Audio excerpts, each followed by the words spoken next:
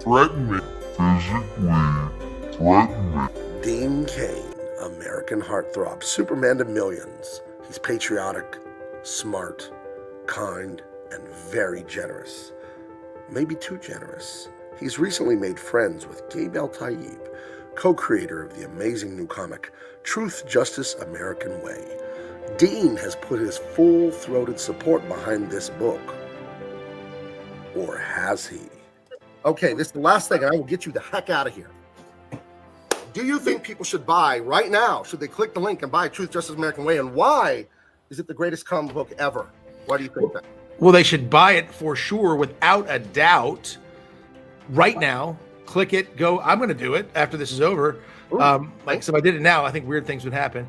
And they should do it because Gabe is a big man and he physically threatened me. Physically threaten me. Physically threaten me. If I didn't say this, That's right. that he was going to choke me out and teach me what truth, justice, and the American way is all about. So I can't wait to see it. I love it that it's counterculture, and it's counterculture just being patriotic and standing for all the things that I stand for. I can't wait. Okay, well, thank you so much. So what's the truth about Gabe El-Taib? Madman, artist, poet, gentle lover? It doesn't matter. Buy the book or Dean Cain gets it. Physically threaten me.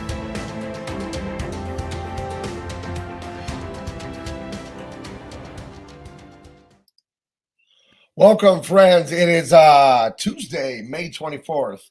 It's me, your buddy, Gabe El-Taib. I'm very excited today. I have the one and only JDA, John Dela here. We're going to be talking about his new book, Overmind. The gorgeous Aaron Lopresti cover. It's science fiction. I read the synopsis this morning. I really love it. It's just, I think it's very timely. It's really, really, really not trendy, but it's in the zeitgeist. I really love what he's doing here. And he's an author of all kinds of other great things. He's the leading Hispanic author is what he calls himself. I'm part Hispanic, so I would contend with that a little bit. Welcome, John. How are you doing today? Oh, he's muted. I boomered is how it went. I was going to say, buenos dias, mi amigo. Buenos dias. See.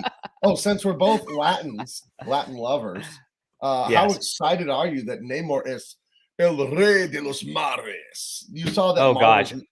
They're making Namor like Hispanic or Latinx or whatever bullshit they're up to as usual at Marvel and DC. I'm just sad he's not black because I really think every character should be black at this juncture, just to be fair. Oh, yeah. Just for representation, they should all be black. Absolutely. Yes. Right.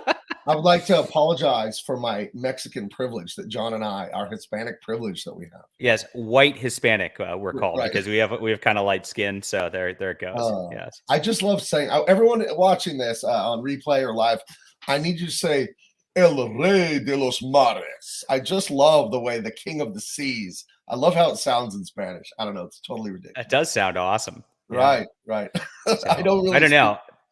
I don't know about the privilege of like my being light skinned did not. I mean, I got called Beaner all the Sure. way throughout high school, junior high. Like, I mean, Well, you said your even dad was now, pretty tough on you, so. yeah. Oh shit, man. Oh no, it's good to have you on. You've got a new project you want to talk about. I don't want to just jump right into it. You gotta Sure.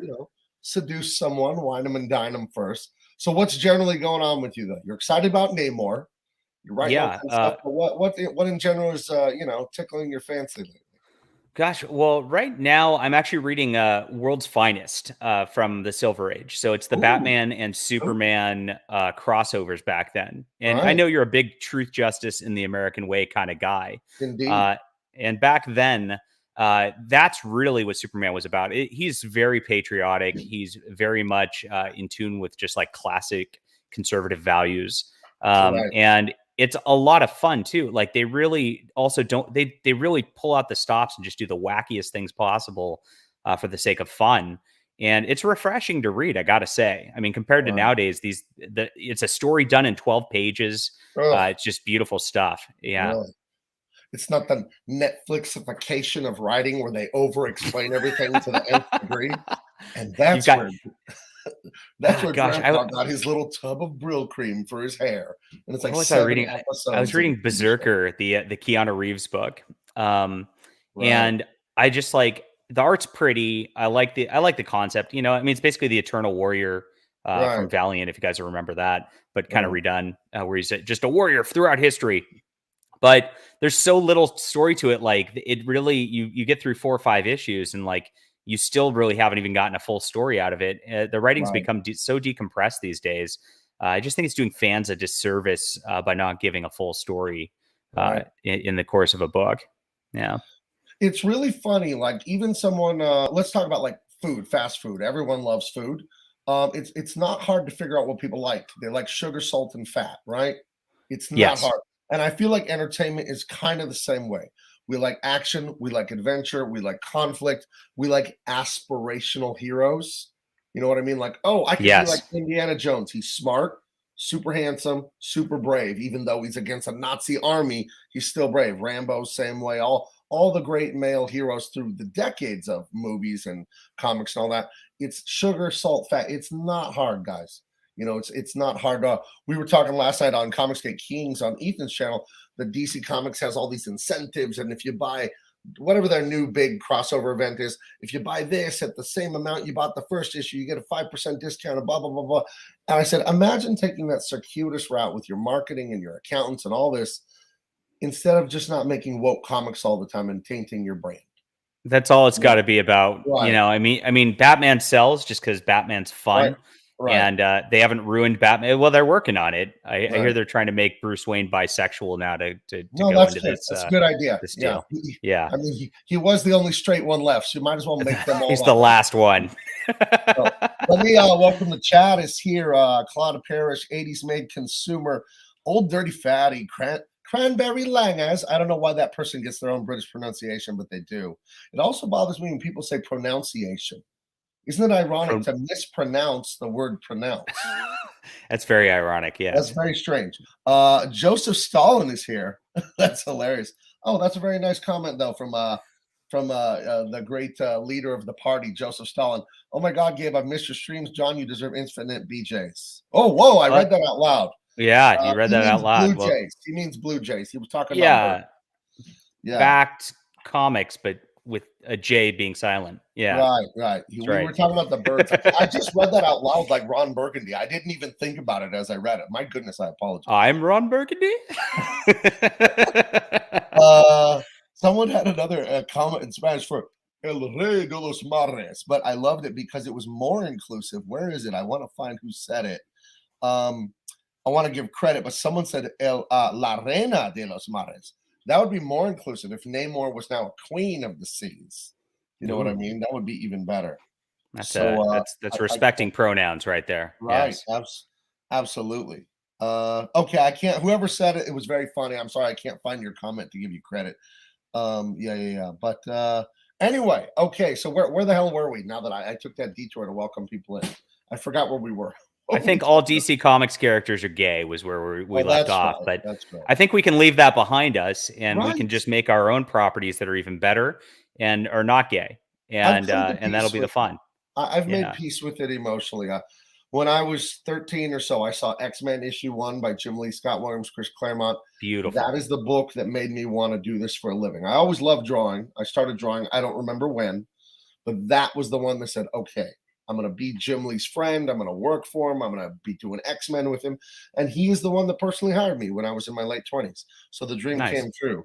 And to have to tell him personally to shove off and I didn't want to work for his company anymore, that hurt, man. And it really angered me. And this isn't about me. We're interviewing you, but I'm just expanding on what you're saying here about instead of being angry and always criticizing, it's fun to like make a little fun of them. But you're right. We should just focus on making better stuff. Yeah, I've been trying to just like figure out because I'm a big collector. I'm an omnibus guy. We've talked about that before too, and so I like getting those big thick omnibuses like this one right here. I got the Savage Sword of Conan Volume 7. Ooh. Yeah, and so these are the beautiful Marvel magazines from like the 70s and 80s with John Buscema does all the art on this. Great stuff. Wow. So I love getting that stuff. The cover is that painted Buscema work or it looks like painted Buscema, yeah. So I don't know who did the coloring on it, but it's phenomenal. Let me blow you up. Beautiful stuff. Yeah, that's a great cover. I love the bad guy. That is so 70s. It is. Yeah, the mask. Right, oh man. Right. It's a little cool. Mad Maxy. Just a little Mad Max feeling, And then of course you got the really hot chick in the background. That's illegal these days. So yep, that is sexist. If you follow your nature, John, and like gorgeous women, that means you're an oppressor. Yes, you're hurting people when you do that. And that's what I was attempting to do with Overmind was actually have a just stunning redhead as a character. And my artist is actually a woman, so she goes by Ms. Crimson. Right. And she's been in the business 30 years also, and is using a pseudonym just for her protection, because of course this is how it works. But wonderful lady. She's been all over great stuff. She's been in like Heavy Metal magazine and things like that. Cool. So really awesome artist. And so she actually after the first pass of the design made her boobs bigger. Good. Because we've seen all the breast reductions going on in like Captain Marvel. They're trying to make them look like flat-chested boys. Right. We decided to take the opposite route and just go bigger boobs, because I think that's important, because boob lives matter at this juncture. And I know we're being serious about silly about a serious thing, but I do think there's a line between beautiful women and admiring the way they look and then pornography, and there is a clear line. Me too. You know what I mean? And I think the beautiful women and the very, voluptuous, all that is totally fine. I don't think it's dirty or inappropriate or anything like that. And that's what we did. We actually did this intentionally, like to be that subversive on that level, because I'm very anti-pornography also. Right. And Gabe and I get along because we're both Christian men here. Right. But so we wanted to intentionally make a woman who was beautiful, who's sexy, who's everything you'd want to look at, but also note that she's completely covered. So you can actually have somebody who's completely covered and not being a whore and sexy at the same time. It's an amazing thing. I know. Right. Yeah. Well, I mean, this. I think you'll agree with this. The whole flattening the chest and the making them have like a tamale-shaped body and all that with no hourglass. That's jealousy for loser women. You know what I mean? It is. They're so psychotically narcissistic, they somehow can be jealous of a drawing. Like a drawing's not even a real woman and you're jealous of it. That's crazy. You're crazy. It is. And that's normal. I mean, if you look at woman friend groups, the women often try to just surround themselves with other chicks who are less pretty than them. And so it's a thing. So they can actually stand out. And that's kind of how their social circles work here. And it's interesting, but that's now going to drawings too, as we've got these strange ladies like Vida Ayala just taking over the comic industry, trying to make the fictional characters less attractive. Now we went full back. So if you look at the art, I mean, we're going for like a retro 50s vibe. And when I mentioned this, when we started brainstorming this together, me and Miss Crimson, I was like, look, I don't just want to regress to the 90s. Like, I want to regress back to like when things were really, really great, when things were just out there. And I'm a big EC Comics fan personally, and so we tried to make the architecture and, of course, the AI and the spaceships really look like something that would have come out of those EC Comics from Weird Science back in 1952. Well, yeah, I saw this page, and what I loved about it is it reminded me of old school Mike Baron, Steve Rude Nexus. Yes, The word one of my favorite series. Yes. The word I think of with that sci-fi is it's groovy sci-fi. And I don't mean that in an insulting way. There's something about Steve Rude's sensibility and then the scripts Mike was feeding him where you got buildings and stuff that looked like that. I think it's really cool. You know, I did a sci-fi series with Mike Baron 17 years ago called The Hook. Imagine Mad Max, but everything is musical instruments. It's on Granite Planet, like Rock Planet, you know, and it's all warring factions of punk rockers and heavy meddlers and jazz musicians. And we did a lot of architecture and buildings. I'll have to dig it up someday. I'm not too proud of it. That's awesome. It's almost 20 years old. I wasn't nearly as good at drawing, but Mike Barron's always been great at writing. So, but yeah, and so when I saw this page in particular, and then like the spaceship there, that's very Steve Rude and stuff like that. So I like it. I love that aesthetic. I'm a huge fan. I mean, I have an issue of Nexus sitting right here next to my desk. So yeah, I've got all the Dark Horse Archive hardcovers because I love that series so much. Right. Yeah, Nexus is a huge inspiration. Okay. Weird Science is, of course, a huge inspiration from EC Comics. And then the other one that I've been hammering a lot is Valerian and Laureline, the French comic. Right. And if you guys are not familiar with French European comics, they've just done some of the most crazy cool work. And Valerian really, to me, is exactly everything science fiction should be. And they're no longer with us, but we're going to try to continue on in that tradition today. Wow, we're up to 6,000 already. Thank you very much, guys. Awesome, appreciate it. Yeah. I think we've got since I looked at it this morning, it's gotten a few backers, a few more than when I first looked. Valerian, saw the movie. The movie wasn't good. It was a visual spectacle, but I could tell that movie, I've never read the comic, but I could tell it must be a great comic because you could tell watching the movie, this is based on something epic. And then you could tell it went through the Hollywood machine and got Hollywood. Yes, got destroyed.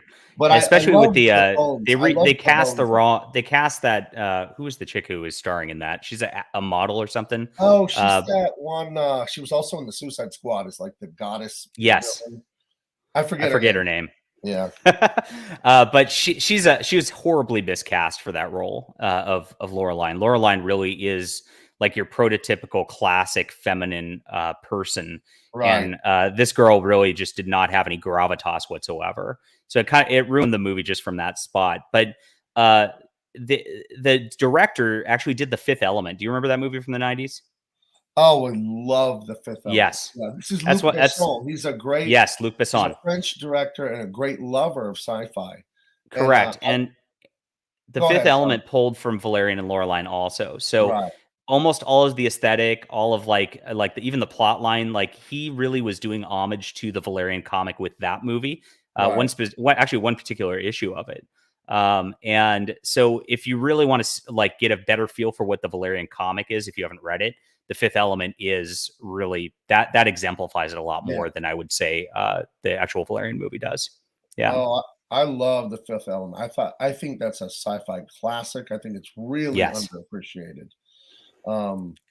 It is. I even like Chris Tucker's crazy character in that. I think it makes sense. It has that same feeling that I get when I see Nexus and when I worked on the Hook with Mike Baron, and then when I saw this cityscape here, I'm like, yeah, that's that same world. And I feel like they're complete worlds where they have everything. You're watching The Fifth Element and you've got that opera singer lady, and it was unnecessary, but it fleshes out the world. Like this is a whole functioning world. And I really like that sensibility about it. It's just little snippets to background culture and things like that, which is a big deal. And this is the other big artistic thing I'm doing with this. So I'm a novel writer also. So not only am I doing a comic with this, but I'm doing a novel too. And the reason I'm doing a novel is because we got a 66-page graphic novel, which is a good sized graphic novel to start this universe. But if you want to flesh out that universe, if you want to give a sense of the culture and all that, I can give a lot more background detail in a novel that's like 300 pages. Sure. And so, so this world's just going to be huge. We're going to have that sort of sensibility, like you just said, where there's just a lot of stuff where you can see the different cultures, because not everywhere is going to have the same culture either. If you have this is a galactic imperium of thousands of worlds. Like Earth's going to have one culture. This planet called Londar 4 is going to have a different culture, and you're going to see that as you travel to different areas. And I think that's really important for world building to flesh out a lot. And that's exactly what Nexus did too. I mean, they traveled to so many different worlds over the course of their series. You saw so many different things. It was awesome. Yeah, I think it was when you put Mike Barron always says he's one of my best friends. I named my youngest son after him. I was at Mike's house last week having lunch, and he gave me some more free Nexus comics. So Mike and I are very tight. I know a lot about his process. He's the man that got me into comics professionally. I just showed him. He had a series in Image at like 2003 or 4 called The Detonator, and it was some unused Punisher ideas. The Detonator is the Punisher, basically. And I saw it, and Mike couldn't afford a colorist. Back then, Image Comics would fill in the flat colors for you, but they were kind of random colors. So when I got a hold of the book, I'm like, oh, the colors in here stink, because they were not trying to do real color. So I went home and drew a picture of the Detonator and colored it, showed it to Mike at the comic book store, because they said you could meet Mike Barron in his new book. He hired me on the spot. That's I thought awesome. he was going to hire me to color. And he's like, you need to draw issue 3. You've got 3 weeks. I guess the penciler Mel Ruby had dropped out because they weren't making any money. So Mike is such a good guy. It really bothers me that he's so underappreciated in the comic industry. And this is kind of a tangent, but like Mike made the Punisher what the Punisher is. Oh, yeah. Like without, you wouldn't even know the Punisher if it wasn't for Mike. Right. And he actually made Wally West the Flash. He basically fleshed out that character from nothing. And so the whole 90s of the Flash really is owed, of course, Mark Waid and Jeff Johns built upon that, but it's owed to Mike Barron. He did so much for comics, and Nexus is something that really should have a TV show or movie or something to it. Right. It is like pure science fiction and just not paid attention to by the industry at all. It's crazy. Yeah, I agree with you. Mike is so unappreciated. And whenever we talk story, whenever Mike Barron talks to anyone on an interview, I think he says the first goal is to entertain. That's what he says. So what we're fighting, I guess, in entertainment is wokeism. And wokeism is just, it's narcissism. It's anything I don't agree with shouldn't exist. Like a little raging 3-year-old brat, And so it would be stupid for us to make they're far left, so I'm going to make far right comics. That's not entertaining. Someone recently asked me, because they don't know what I'm doing, and they're like, well, why do you want to make comics that scold people for being left wing? And I'm like, I don't, and I'm not. You got to read. I think they take just the title "Truth, Justice, and the American Way" as that, but that's a tagline, and it's a positive tagline. It's not something negative whatsoever. Truth is good. You should always be pursuing truth, and that's not you lecturing somebody on what truth is. It's just saying truth is a good thing. Justice is something we should all strive for in society. Also, it's not social justice. That's a qualifier, but real justice is a good thing. And the American way is built on that foundation. Also, it's built on freedom. It's built on being able to do what you want. It's built on being able to work hard. And so those things are just positive qualities. It's not a lecture whatsoever. And looking at your comic on that level, you could tell that you're just making characters that are fun. You're not making characters that are that are out there being like, by the way, you should vote for Donald Trump. You're not doing that in your comic. So we know better. And I'm trying to do the same thing. I've got a little background into this because I really think the internet and social media have just really destroyed people's ability to reason and think and just be good to one another. If you have one disagreement about one thing, I mean, I've seen it so many times where it just becomes like a F you at that point. And this Overmind is a little bit of a commentary on that. You could tell the name Overmind. It's an overreaching mind. And it is about people getting brainwashed within an internet sort of virtual reality that this lady who's not connected to it has to overcome. And so I do have that as a background. So there is a little depth to the story. But again, you unless you're reading into it, you could blow through it and it's just a ton of action. She's fighting robots and weird genetically enhanced dudes, and it's just cool. So and it's got ray guns. So and I noticed that you didn't say the word feminist, SJW, or any of that once. This is No. just an action adventure story, and she's trying to stop injustice.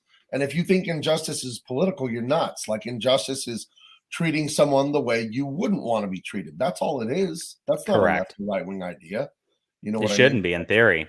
Right. I was on a stream about the Johnny Depp Amber Heard trial Oh no, a few not minutes ago, that thing. and speaking of justice, but I've noticed over the course of this, I mean, there are some mainstream media people who are going crazy about this, but in general, like, even my friends who are kind of on the left are like, you know what, Amber Heard really has gone too far and really has harassed Johnny Depp, and he really doesn't seem to deserve this. And Right. I'm just like, this is the one thing, like, we do see this is real justice. We are seeing that this is bringing the left and right together because truth is obvious in this deal. And where people kind of flip out about that is when it comes to identity. So it's like Kyle Rittenhouse was the wrong identity. So even though the justice was correct and was done correctly, like, people couldn't get over his identity, and that's why they flipped out at him. George Floyd was just because he was black. If he was white, never would have like been anywhere on the media. It just would have been gone. And so if you look at that, justice shouldn't have a color to it. It should be just, the actual truth of what happened. Right. Absolutely. Yeah. But again, the forces that all of us normal people, left wing and right wing, the forces we're pushing against, you can call it social justice, critical race theory, blah, blah. It's just narcissism. That's what it is. Narcissists, if you study it like you study the science of, they don't have empathy. That's one of the major features of a narcissist, is that they're the only thing that exists, and all of the rest of you are just a character, like an NPC or something in a video game. So when you do or say or exist in any way that they don't approve of, they want to like smite you like a god, because ultimately that's what they are. They are their own god, and I don't know what's going to fix that. I just think that, like any bully, the crowd just has to stand up to him. You have to have people like me, people like John, all of us just say, no, we're not doing that. I don't think so. And I mean, you saw the insanity come out during the lockdowns and all that, of some people bullying people. We won't get too deep into it. Hi, YouTube. But yeah, right. Because we can't speak freely on here because it's not our platform. But you know what I mean? I think it's just, we have to combat narcissism. And I think we beat it by standing up to them, telling them, no, that's unacceptable. You're not going to just bully me and cow me and threaten to cancel me. I think that's such a beautiful thing about you helped lay the groundwork before I really got into Comicsgate and all that, mainstream and all that. But to be here and these wonderful fans that are pledging money right now as we speak, I've seen a few people say, "Oh, just back." Every morning. I appreciate you guys. Thanks. Yeah, it's amazing. Every morning I wake up and there's, a few more hundred, sometimes $1,000 more dollars in Truth, Justice, American Way every day when I wake up. And I'm like, these people are funding me so I can't be canceled. You know what I mean? And I can make amazing art that inspires people. Because I do. It's beautiful. Yeah. And there's more than that. I mean, the community is so great on the backing level, just huge support. This is by far already, like, this is the best launch I've ever had for any comic. And so I appreciate you guys coming in so hard this morning. That's great. Yeah. But more than just that, like, there's creators like you. You'll have me on. I'll have you on to sell your book, and we'll just let people know that we're out here and this whole community is out here, and that there's pretty open doors on a lot of shows like this. Like, it's really cool that I can just hop here. I was just on Megan Fox's show. I'm going to be on somewhere else later. I don't even remember. But yeah, it's pretty cool that, like, all that network exists too, and we could just build upon that and uplift more creators. Also, I think that's a good thing. Yeah, I think one thing that I like about this is part of my brand, personally, Gabe LT brand, is I'll talk to anyone I like, because what I won't ever go back to living like is when I worked for DC and all those companies where I had to stifle everything I said. And I couldn't say this, I couldn't think and speak freely. And it's like, freedom of speech is so integral to success and living a fully, like, rewarding life, and then also being useful to your family and then your society at large. Because if you can't speak freely, eventually you quit thinking freely. And the censorship isn't just in your mouth, it starts to creep into your head. And you start to think that way because Aristotle, he said, character is built through habit. So whatever you do all the time, eventually you mentally adopt it. You know what I mean? And it's like, okay, this is how I live. So it's so nice to just be able to say anything and be able to associate with anyone, even a Latino white supremacist. It's just the most nonsense idea ever. Like, It's get out of so here. crazy. It's 1,000%. 1,000% projection on their It's part. You know? the labels are ridiculous. And, Right. as my platform's gotten bigger, I crossed 5,000 subscribers, gosh, Wow. just a couple Right. weeks ago. And, I'm getting some more pressure sometimes not to have certain people on or whatever. Right. But I've made it clear the entire way I don't play that game. Absolutely. There's nobody who's going to pressure me not to have somebody on. Right. I will talk to anybody, even if it's somebody I just completely disagree with. And like sometimes even if I don't like the person, I think it's useful always to get a little bit of different perspective, just because if you're in that same echo chamber, one, you're going to have a lot of trouble growing the platform because not everybody agrees all of the time about everything. I'm sure I haven't really found anything I think I disagree with you on, but I'm sure there's something. Maybe the Denver Broncos. I don't like them very much. How dare you? What are you, a 49er guy? I'm a 49er guy. Yeah. That's fine. Yeah. But that exists. And so like to expand, we really have to reach into different circles. And that means reaching out to people we don't agree with on everything. Right. And hopefully we can have fun together anyway. We used to be able to, as a society, we used to all be able to come together and just enjoy X-Men #1.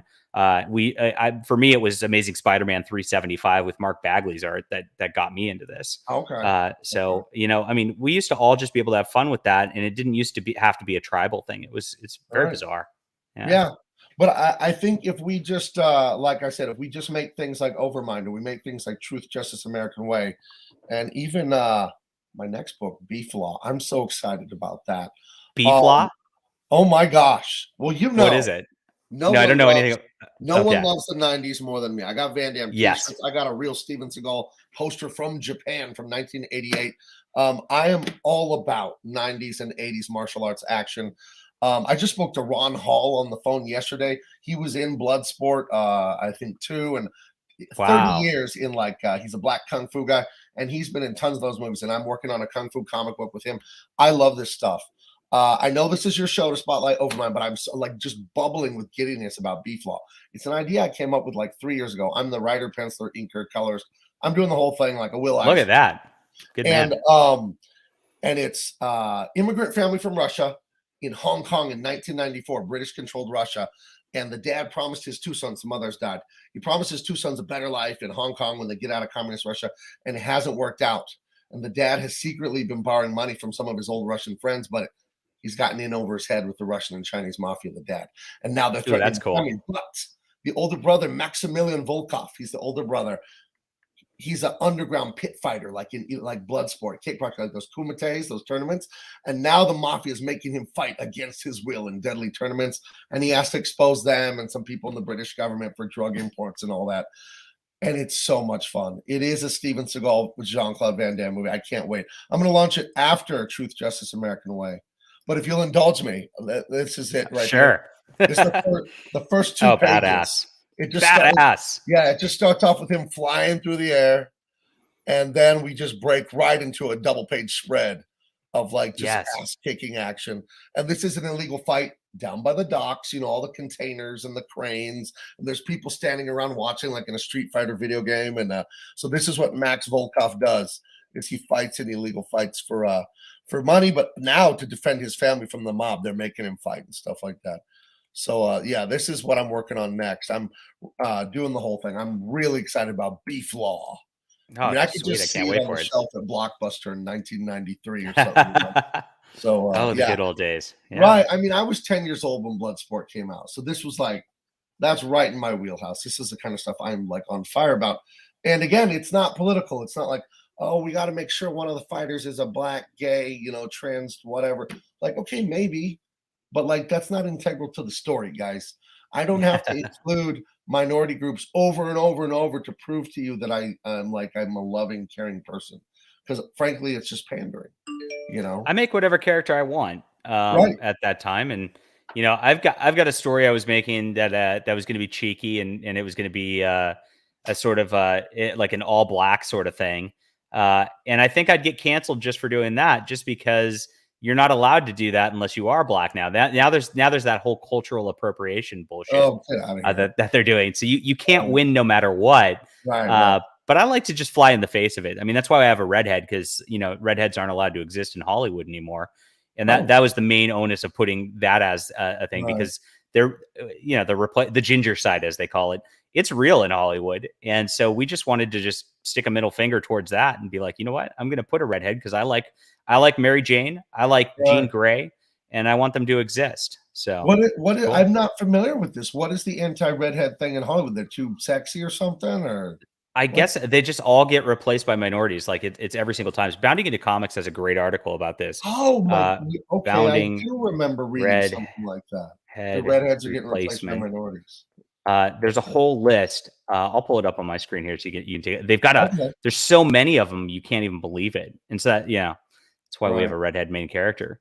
There's more. It's like shocking. Once you line them all up like this, you just start to go through. Cyclone from Justice Society of America, she got replaced. There's we got Hawk Girl replaced. Right. Iris West replaced. I mean, it just goes down the line. Jimmy Olsen, we from Supergirl, that's pretty well known. He actually was a great actor. He did a good job. I actually liked his role, but it's not the individual that matters so much as the fact that it's all of them that gets kind of creepy. Again, Wally West. Sure. Starfire's a redhead. Well, not anymore. Batwoman, redhead. Nope. And they kind of give it a little background there. That was a terrible show. April O'Neil. Miserable. That woman looks miserable in the Batwoman outfit. I know. She literally, every picture I've seen of her, she looks so unhappy. I mean, she did quit. That's fair. You got April O'Neil even was replaced. That's crazy to think about. Oh my gosh. And it just goes down the line over and over again. Heimdall from Thor replaced. Sure. Yeah. I mean, that's one that's in the background that you don't even think about, right? This is some real racial and redheaded discrimination. Ariel. That's Ariel? That's Ariel now. They're making a Little Mermaid movie. Yeah. Okay. Josie from Josie and the Pussycats and the new Archie show. Now I'm pissed. No, I was in love with Ariel when I was like 11 or 12. I crush on it, literally. She's a good looking mermaid, So look at that. Look at how they used to draw, and this is exactly what we wanted to do in Overmind. Like, look at how feminine she looks. I mean, and that did a lot for an 11-year-old me. Look at that. A lot for me. Just wide-eyed and just like a very, very like a round facial structure. They like to give them too big of a bone definition now too, so they look like boys too. One thing about look at the hourglass, the femininity that they were able to capture until the recent times of all this ugliness was the sweetness and kindness of a woman. You know what I mean? But that's such a wonderful characteristic the women have, that they are a bit more sympathetic, maybe empathetic to other human beings, and like that's why women are like, oh, you're mean, you hurt his feelings, and that's a good thing in the proper context. When we start making it political correctness and all that, it's run amok, it's gone too far. But the sweetness and just the beauty and the innocence that women can provide, it's a nice antidote for some of the insensitivity that we men can do sometimes. I think balance, as the French say, vive la différence, long live the difference, between men and women. And the erasure of that difference is for losers who can't live up to the standard, because it takes hard work to be a man and to actually be one and accomplish being a man. And it takes hard work to be a woman and accomplish it. I have to address this because go ahead. X, awesome. $20. That ain't cheap. Thank you very much, my friend. I'm going to try and be a writer artist for CG one day. He has doubts about being successful, but you've inspired me to try. Can't wait to read Truth, Just American Way and Beef Law. Well, I also want you to try Overmind. Thank you for buying my books. Thank you very much. And I want you to check out John's book too. Let me give you a little bit more inspiration. Do not try to be a writer artist for CG one day. Try it today. Now you say, oh, how do I do that? It's a big project. No. No project is big. Every project is made of little molecules, little bites you can take and say, I did this today. That's how you succeed. Ask John. It's just consistency. So if you want to be a writer artist today, Bear X, I challenge you. Write a 2-sentence description of a story idea you like, and then maybe maybe draw the face of a character or something. But all I'm saying is do a tiny bit of work today, and then it's done. and then tomorrow do a tiny bit more, and the next day a tiny bit more, and then eventually, all of a sudden, you're an overnight success, and you did this great thing. So don't one day. No. Life is short, man. I'm 43 years old, and I did some sobering math. I'm like, I'm going to be 70 in 27 years. Oof. That doesn't sound long, 27 to me. 43 doesn't sound old, but 70 does. So no, don't do it one day. Do it today. Just even if you write one sentence, I want a Frankenstein alien robot from Mars. I want to write a story about that. Write it. Write it on a piece of paper. That's all you got to do today, buddy. You can do it. I believe in you. Anybody that works on something every day, I know they're going to win as long as you don't quit. So That's the deal.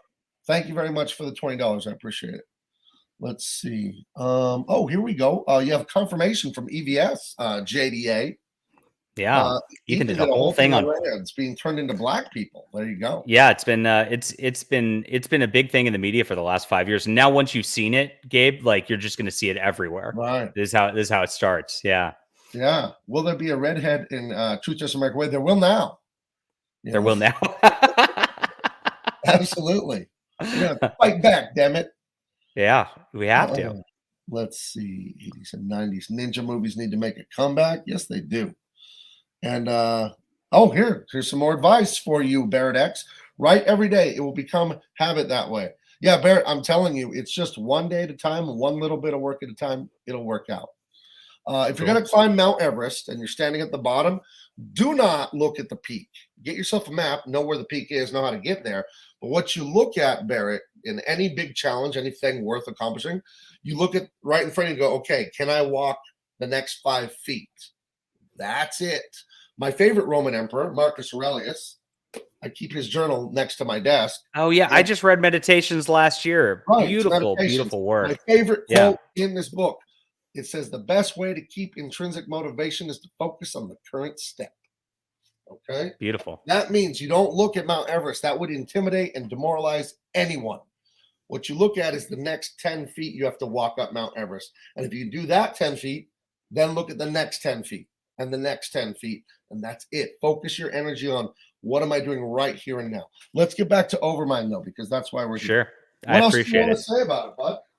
Man, we've been working on this for about the last year and a half. So this is what I've intended, like, really to be the property that I do things with. So it's I'm looking for a sequel next year, and then really building this out as we go along with our awesome artist, Ms. Crimson.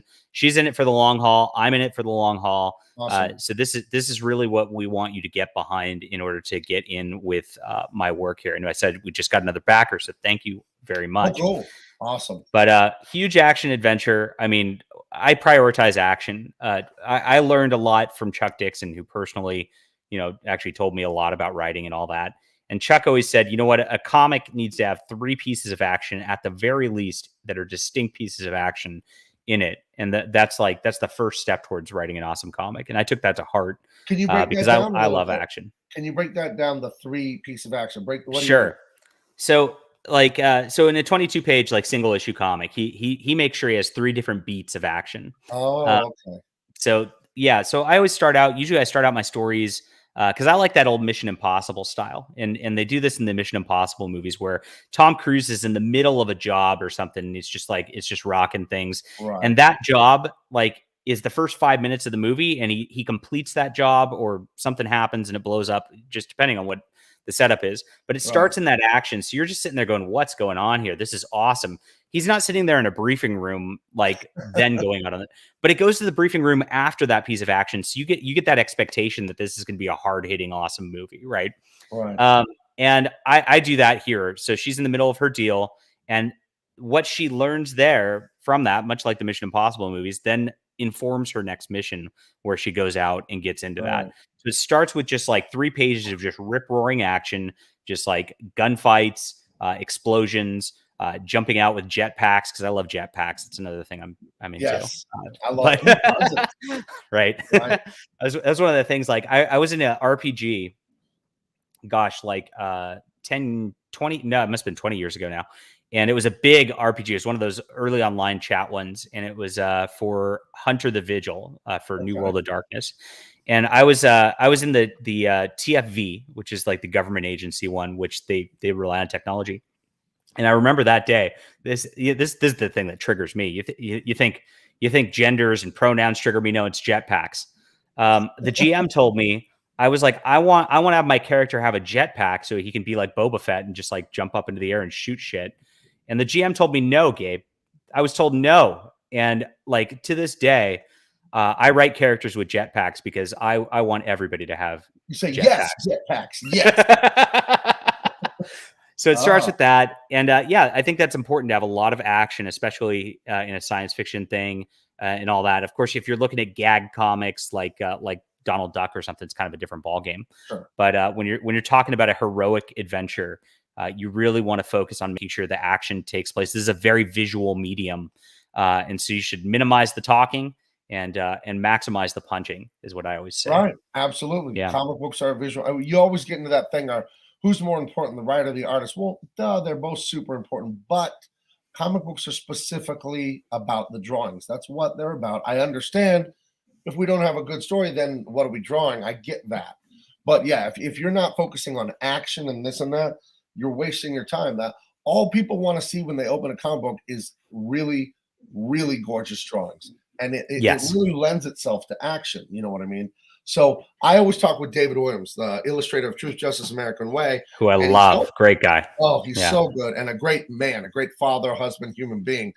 And he's mentoring me on beef law. I send him layouts. He says, what if you tried this and that? And I want to, like, when you read my books, I want you to open them and I want you to like duck, like, whoa, you know what I mean? Like the action is just flying out of the book.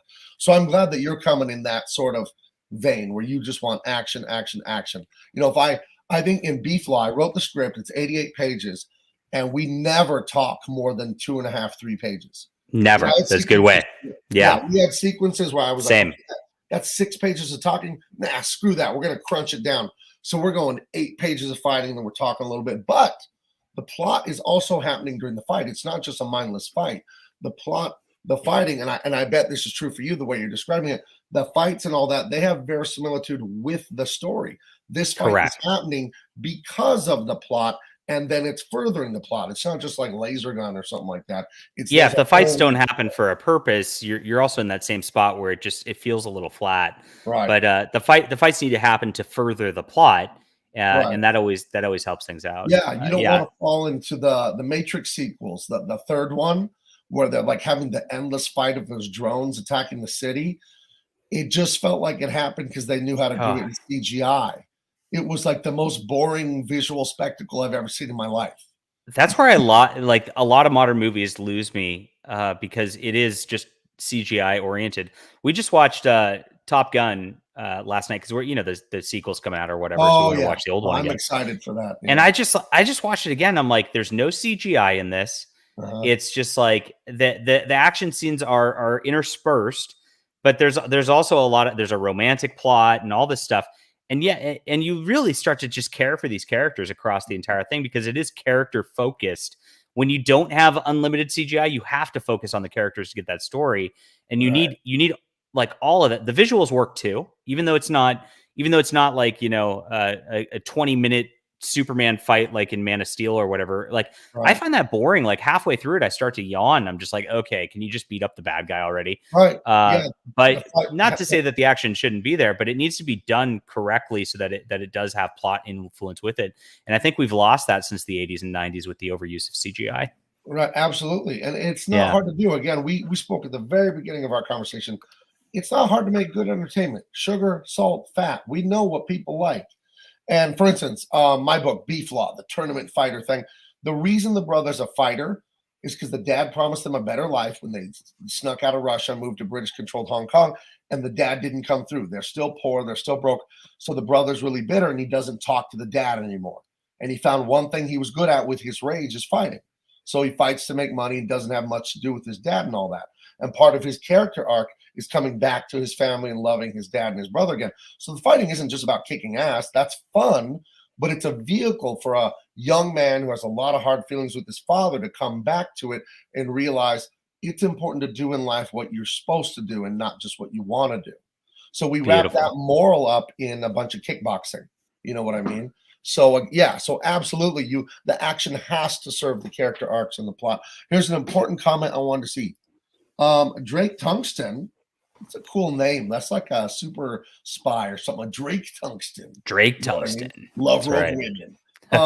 Don, stretch goals. Sure, those are down at the bottom if you want to scroll all the way to the bottom. Tell me when. Let's see. All the way to the bottom. Yeah. I've got all my books on it. There's the stretch goals. Okay. So the first one, so I've got my superhero series Flying Sparks, and at 6,000, we've already hit it. I always give everybody a digital first volume of Flying Sparks, and I want to get you guys in on that series. That'll be the fifth volume. The final conclusion of that big storyline is going to be probably dropping at the end of the year. And so that'll be a great way for you guys to get in on that and just be able to read that so you can see my superhero action also. At 10,000, I skipped over my character Ayla Rin's origin for this one. I wanted to just do like I said, a Mission Impossible style thing or a James Bond style thing where you already know the character. You kind of know what they're about. They're going in. She is James Bond in space. This is really what this is. Okay. And so, but as a woman, like I didn't want her to just be a little 5'2", 100-pound person who can just beat up dudes, because I find that unrealistic and doesn't work well for me. I hate that in stories. It was ruined. It all comes from Buffy the Vampire Slayer. And everybody copies that after that. Yeah. If you'll indulge me for 1 second, I remember like 5 years ago when Ronda Rousey was the queen of the MMA female division. I remember trying to explain to my friend how she couldn't beat me up. I'm like, dude, I'm 6'4", 290 pounds. I would never lay a finger on a woman. You could just go like this, and she wouldn't be able to reach you. Yeah, it's like, no. I understand she's good at fighting women. And when you see in a movie, women are just body slamming men and putting them in choke holds and all. It's like, I can believe in TIE fighters in the Force. I can't believe in that. Okay, that's too unbelievable. And again, it comes to the concept of verisimilitude. It has to agree with itself, the story. So I wrote a short story for $10,000, which explains her origin. This is science fiction, so she gets genetically enhanced. And then it makes sense. If you got somebody genetically enhanced or has some powers or something like that, you can have that kind of action. Otherwise, it just like does not work. And it's the same thing. I'm a big tennis fan. There's a long story a while back. Serena Williams was the best women's tennis player in the world, and she smirked and like challenged this dude who was like number 300 or 400 in the world. One of the he's barely even pro to a tennis match, and he was drinking beers all day and all that. And she's just like, I'm going to crush him. And so she goes on the court and he crushes her 6-0, which means, she didn't even get a point. Right. And then her sister showed up and was like, oh, okay, I could do the same thing. Venus, even after playing Serena, he crushed her too. Right. And it's just because he's stronger and he's faster. It just is what it is. So we have an origin story explaining the genetic modifications, explaining how she got there. And that's going to be part of the $10,000 stretch goal, which we might even hit that today. Awesome. After that, I know everybody likes stickers. So we're going to give you out stickers at 12,500. I've got a trading card for 15,000. I've actually got the image for that our artist did. Beautiful. It's got a lot of boob to it. I know people like that. Let me see if I can find that. I'll show you our image for the trading card. Where are we? Here we are. I got that. So I'll show you the image for the trading card real quick. Okay. Let me know. I'll throw it on. It'll be at the 15. I've never done trading cards before, but everybody in Comicsgate likes them. So I'm doing a 3-card set. They already unlocked it at 50,000 online. Beautiful. So I'm really happy about it. Here's our card image right there. So you can see her beautiful visage right there. She's getting pursued by a robot. Very cool. That'll be the trading card at 15,000 right there. Cool. Again, like I'm not into like getting stuff in addition to like I'm like the book. I'm the meat and potatoes. I want to read. But like I know a lot of other people do. And since you guys are the customers, you dictate to me what you want, and I try to produce that. I think that's a very important way to be. So that's the Comics Gateway right there. We like boobs more than stickers. I do too. Yes. Hey, what about a boob sticker? Combine the two. There you go. Beautiful. And here's an important question. Yeah. How many pages is this in total? We said 66, right? 66-page graphic novel, correct. Right. And then we've got a bunch of process art. My artist drew like, you know how Jack Kirby does those drawings of like the Fantastic Four compound and all the rooms and all that.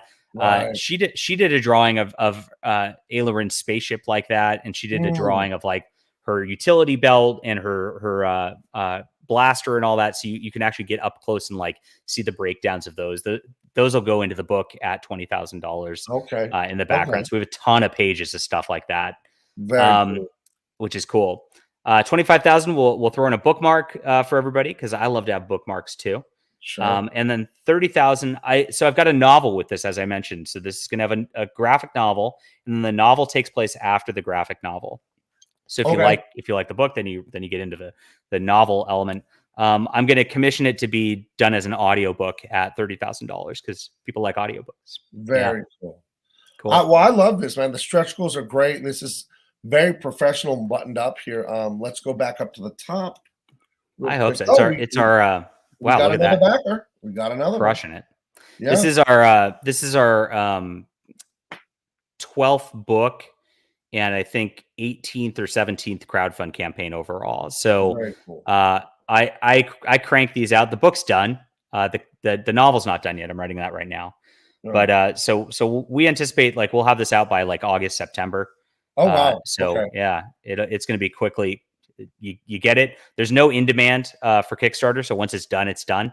And and then we just get it out and we start working on the next one. That's how we roll. Okay, yeah, that's a major selling point, that this is done and ready to go. That's really cool. Okay. So let me ask you. I want to ask you a broad question about Comicsgate, Kickstarter, Indiegogo, crowdfunding, and all that. And we were saying earlier, you and I, how grateful we are to be in this space where we can have whoever we want on our shows. We can associate with them and anyone in public, have our political opinions known or not known, but that we have liberty and freedom, which is a bedrock of Western civilization and all that. What does it mean to you to be able to make Overmind, to make all these things with these great fans that are, you see them live right now, forking over money to support us because they believe in what we're doing and they want to be entertained? What does it really mean to you at the end of the day to have this privilege? Because I know what it means to me, but if you want to speak on that. I actually went full time with this at the beginning of the pandemic. So I like being able to do this as a job and not have to worry about like having to go into an office and do like a 9-to-5 thing. Absolutely. Like thank you so much. I mean, it means my entire life. So thank you for allowing me to support my family with these works here. It's just so huge to be able to do that. It's something I dreamed about ever since I was a kid. And, we're just going to keep growing. We're going to keep pushing stuff out there. Hopefully, you really enjoy this and we'll of course take feedback and try to make things even better on the next one. And that's just, and that's why we'll keep rolling, hopefully until the day I die. So very cool. Good stuff. Cool. Yeah. Cranberry had a question, but the answer was the audiobook takes place after the graphic novel. So there's a novel, there's a graphic novel, and I will have a full-on prose novel, right? So it's like, I think that's right. The novel. Where's the novel? Like a book. There it is. Like this kind of book. Okay, yes. Yeah. So that's the novel. We've got the cover done already. It's going to be a completely different story starring the same character. Right. So, this is the first time I've ever done this. I've written, this is my 18th novel I've written. Wow. And so I've actually sold a lot more in novels than I have in comics. And so I've always wanted to try having a property where it's got the comics and the novels. Like my main novel series has sold over 30,000 copies. So I'm hoping that'll help bring in, 2 sets of audience. Look, if you just like comics, just get the comic. If you just like novels, just get the novel. I think if you really want a cool world that's really expansive, this is a really artsy thing to do. Right. You can get both. And I think you'll just really dive into these characters and love it that much more. So I think it's a great idea. And it's got my brain percolating on stuff for what I'm doing, because although comics are my favorite, they might be yours. You can just cover so much more ground in a novel faster. Comic books just take a lot more time to make because of the drawing. That's actually not that true. No, it takes more because I can write a comic script real quick, but to write a novel, I mean the drawing.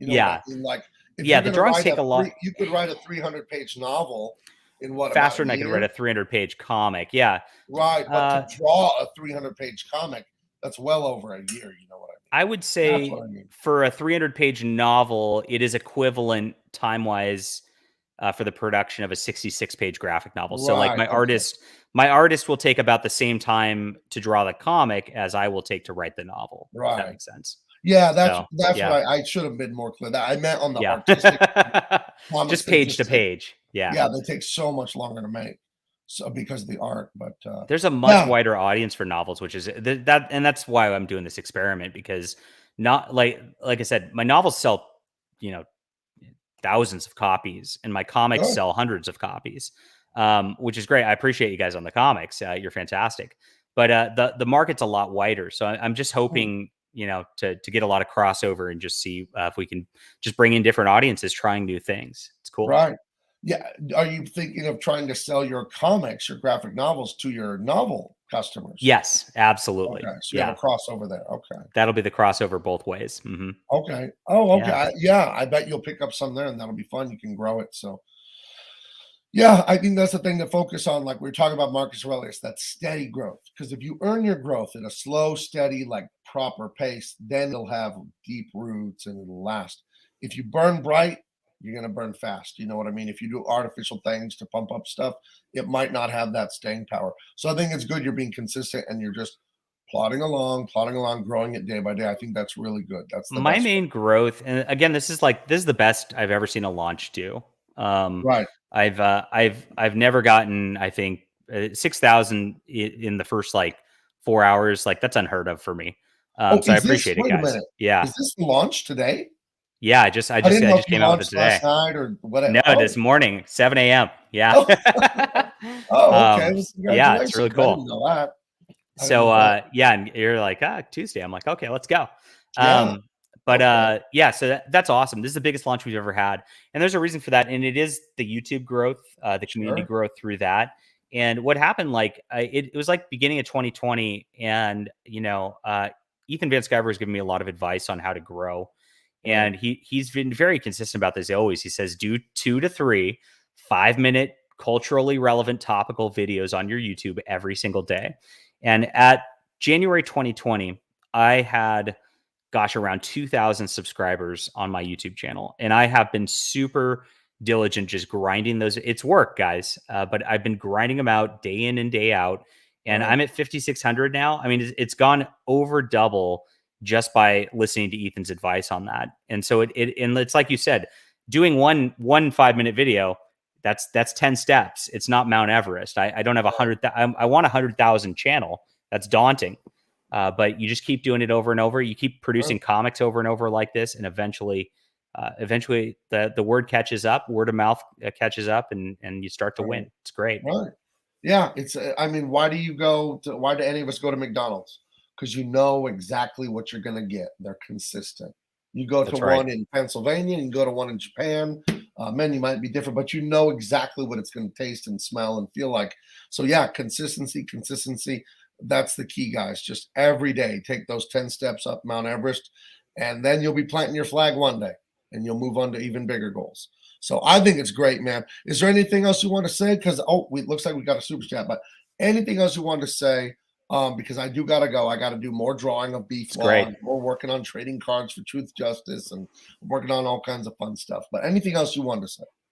I just thank you so much, guys, for that incredible support, and I appreciate it. We're building a Christian conservative movement. You know, not all Comicsgate doesn't have to be like that, but I'm a big culture warrior, and that's kind of my deal. Right. And this is just a fun entertainment book. I'm not preaching at you. It's just a lot of action, a lot of fun. Right. But my basic values are what I want to get out there. And as we grow with this, we're going to be able to use these platforms to push again just the values of truth, justice, and the American way. So that's what we're aiming towards. We're aiming towards Christians and conservatives taking culture back from these little devil worshippers in Hollywood, and that's me. So Right. Yeah. No, I agree. I agree very much. So I always got to respect the super chat. Paladin Dragoon Rider for $2. Thank you very much. Very generous friend. Glad to back another book by JDA. Von Monocle graphic novel. What's that? I really want to do that. Von Monocle's my big series. That's the one that sold 30,000 copies. Oh wow! Is it on here? And Is there a no, picture it's of on it? Amazon. But I don't have a graphic novel of it. It's just a book. I Okay. do want to do graphic novels in that series at some point. This is again a test of the market just to see if the crossover does work. Okay. And if it does, we'll start to investigate things like that because I'd love to do that. Von Monocle's got airships and things like, and I love airships. That's kind of my other thing. So okay, cool. Were you a fan of those Final Fantasy video games? My brother. Yes, was. my favorite. Yeah, Okay. I played those all day, every day when I was a kid. I never play role-playing games. Oh my gosh, it would irritate me. The little man's here, the other one's there, and he would take a step forward and go like that with his sword. Yes. They would never actually touch. And then the numbers fall out of the guy. And my brother loves this shit. I'm like, I don't know how you do it. I love it too. It's pretty autistic, Gabe. EverQuest, World of Warcraft, and all of that. Me too. I'm sorry, fans out there watching. If you love that stuff, I hate it. So here's what you do. Since I hate it, there's more for you, right? More for me. You're welcome. You're welcome. It doesn't matter. Teflon Ron asked, do I have a YouTube channel? Yeah, it's just my name, John Delarose. So youtube.com/c/John Delarose. Yeah, and Teflon Ron is one of our greats, man. He's super supportive. Become a friend of mine, actually. He started sending me memes on Instagram. I'm like, who is this guy? And he wouldn't stop. I'm like, they're actually funny, these memes and news articles. And then we just kind of struck up a friendship. And I'm pretty sure I made you a mod on here, Ron. I hope you're a mod. But yeah, we love Ron. He's super supportive. He's CG all the way, man. He's a good dude. So thank you, Ron, for the question. Nice to meet you, Ron. Yeah, absolutely. You'll get to like Ron. He's one of the great fans. So, okay, well, everybody, please go check out Overmind. This is fun. This is action and adventure. It's got a look at that Aaron Lepresti cover. It's gorgeous. You know what I mean? I was so lucky to get Aaron on this. I'm so happy. Thank you, Aaron, if you watch this. Right. Yeah. No, I just did Wraith of God with Aaron at like 80. I think we did 80 pages or something like that. And, beautiful. I backed that, so I can't wait to get that. Yeah. He told me he got it. The proofs from the printer and my colors came out great. Because I haven't worked with his printer. I know how to do it because I work with DC and all those companies. But you're worried, a little bit of worry, like, oh, is it going to be muddy? Is it going to be dark? Because I don't know their specs exactly. But he said it looks gorgeous. So Wraith of God, that was amazing to work on that. And I got all kinds of stuff going on. I'm working with Eric July. We already did like really? Oh, I already finished it in January, 100-page comic, and there's more. Gabe, stuff. You're crushing it. Wow. Yeah. God's blessed me now that I got away from, as you put it, those little Hollywood devil worshippers. Yes. So, gotta get away from them. They're woof. My only regret about leaving DC Comics and humiliating them is that I didn't do it sooner and I didn't do it harder. If I could do it again, I would humiliate them even more. How dare you people? How dare you? So, okay. Excellent. All right, guys, please check out Overmind. Check out Truth, Justice, American Way, and wait with trembling anticipation for Beef Law, because that is going to be the greatest comic ever. I can't wait to do that. Okay, John, I'd love to have you back again or come on your channel again sometime. Please just anytime. Let me know, okay? Always welcome. Yes. All right, we're going to get out of here. I'll talk to you guys later. Thanks.